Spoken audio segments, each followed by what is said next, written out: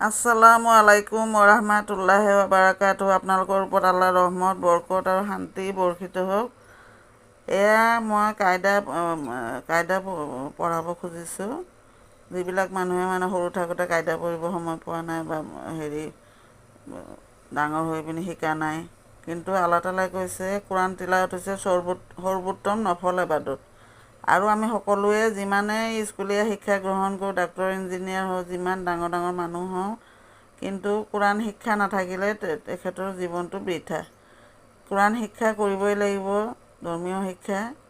কাইদা পঢ়ি পিনি কোৰাণ তিলাৱত কৰিব জানিব লাগিব, কোৰাণৰ অৰ্থ বুজি পঢ়িব লাগিব, তেতিয়াহে আমি জান্নাতত যাব পাৰিম, নহ'লে আমি যাব নোৱাৰোঁ। কাৰণ কোৰাণত আল্লাহৰ কথাখিনি আছে। আল্লাহ তাআলাক আমি দেখা নাপাওঁ, কিন্তু আল্লাহ তাআলাৰ কথাখিনি আমাৰ কাৰণে পঠাইছে। কোৰাণ তিলাৱত কৰিব লাগে। কোৰাণখন হৈছে আমাৰ সংবিধান। কোৰাণ মতে আমি চলিব লাগিব। বেছি দীঘলীয়া নকৰোঁ। এতিয়া মই কোৰাণৰ এৰাবিক ভাষাৰ তাৰমানে যিটো আৰু আখৰকেইটা, সেইকেইটা আমি ভালকৈ শিকি ল'ব লাগিব, তেতিয়াহে আমি কোৰাণ তিলাৱত কৰিব পাৰিম। একফালৰ পৰা পঢ়ি গ'লে একো যদি মনত নাৰাখোঁ, তেতিয়া একো শিকিব নোৱাৰিম। এইটো প্ৰথমতে হৈছে বিস্মিল্লাহিৰ ৰহমানিৰ, এইটো প্ৰথমতে হৈছে আলিফ।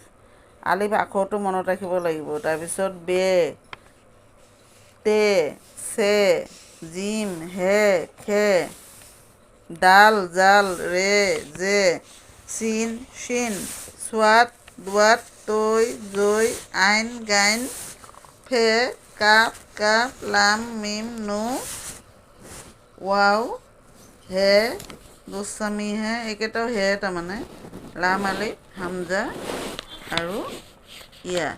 এইকেইটা আখৰ প্ৰথমতে আমি আখৰকেইটা মনত ৰাখিব লাগিব।